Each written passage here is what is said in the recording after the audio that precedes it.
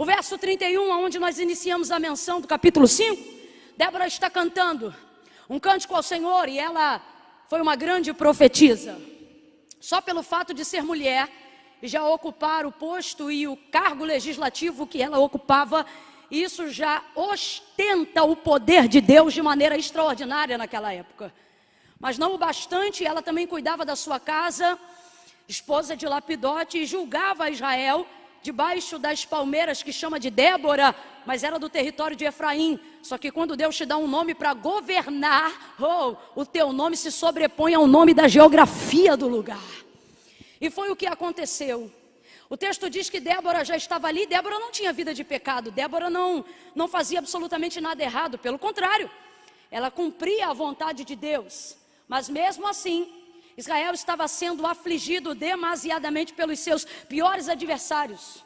Um dos seus piores adversários, os midianitas, destruidores, sanguinários, adoradores de Moloque, devotos a Azera, a Baal, a Belial.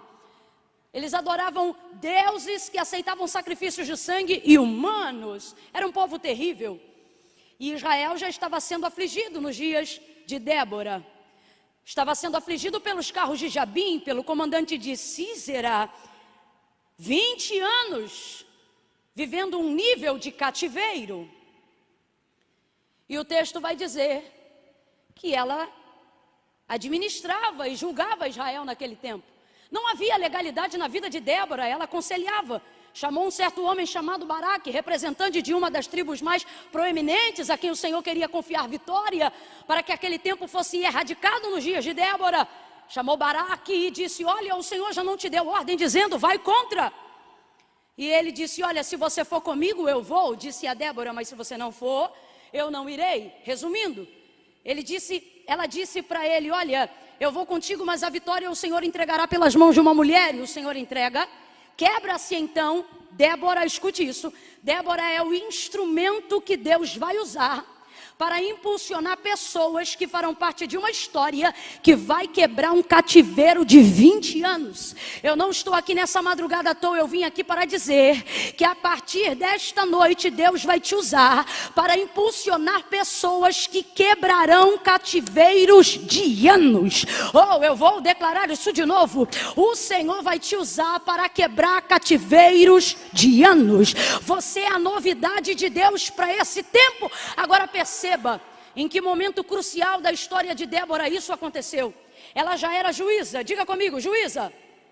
Ela já era profetisa, diga comigo, profetisa. Diga, ela já era esposa, diga aí na sua casa, esposa.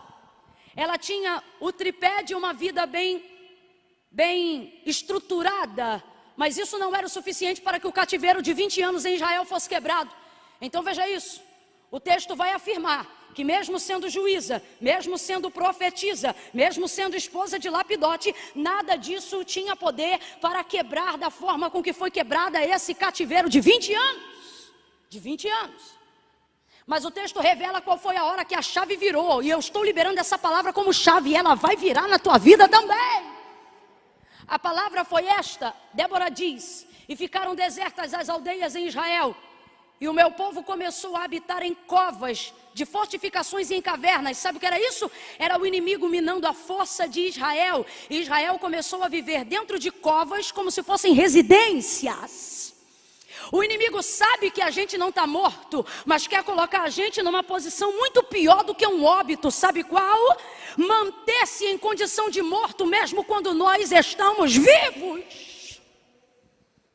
Quer que a gente fique em casa, mas não sinta as coisas. Quer que a gente ouça essa palavra, mas fique duro igual pedra. Quer que a gente saiba que Deus faz, mas na vida dos outros, porque foi nos furtado a capacidade de crer que faz na nossa vida também. Ele quer nos ameaçar e nos oprimir, não de modo apenas a nos colocar numa cova, mas a fazer com que nós nos sintamos mortos ainda em vida. Então ela diz: o meu povo estava em covas e fortificações em cavernas. E aqui está a chave, ela diz: até que eu, Débora, me levantei. Ora, Débora, você já não estava de pé? Você era profetisa e legislava Israel? Ora, Débora, você não estava de pé? Você já era juíza e julgava Israel? Ora, Débora, você não estava de pé? Você é uma esposa que não tem a que desabonar a sua conduta conduta? Como assim até que eu, Débora, me levantei? Aí ela vai se levantar manifestando uma posição que ela não tinha manifestado até aquele dia. Ela diz: não me levantei como profetisa, não me levantei como juíza, não me levantei como esposa. Ela diz: eu me levantei como mãe. Oh, você precisa compreender isso. Manifestação de maternidade é posicionamento de endereço, significa de onde você veio. Você sabia que uma escritura, quando ela é concedida de uma casa do governo para alguém, se ela for cedida pelo governo, não importa se o casal está junto, obrigatoriamente o nome da escritura tem que ir no nome da mulher. Já percebeu quando tem uma criança fazendo uma coisa errada na igreja? Ninguém pergunta quem é o pai dessa criança. Se o microfone estiver na mão, a gente fala na hora: cadê a mãe dessa criança? Porque a mãe é quem responde. Em tratamento de psicoterapia familiar, uma das perguntas, quando você vai ter que tratar com o de menor, é perguntar quem responde por ele. Quem é a mãe? De onde ele veio? Qual é a história? Quem se responsabiliza por ele? Às vezes nós utilizamos uma madrugada como essa, uma tribuna como essa, para poder dizer que a gente é juiz. Converte, se arrependa ou morra. Às vezes a gente usa o tempo e uma oportunidade como essa para se posicionar tão somente como profeta de conserto, e tudo isso é louvável, mas às vezes não resolve o que precisa ser resolvido. Naquela hora Israel já tinha juiz, naquela época Israel já tinha profeta, mas Israel estava precisando de alguém que respondesse por ele, alguém que tomasse a posição da resposta. Deus está dizendo para quem está em casa: eu espero de você um posicionamento. Eu espero que você responda pela sua casa, porque guarde o que eu estou lhe dizendo nessa noite. Se você não se posicionar na sua casa para responder por ela, às vezes quem não deveria vai tomar uma posição que você tinha autoridade para ocupar, mas não ocupou. Deus está dizendo nessa noite: ocupe o seu lugar.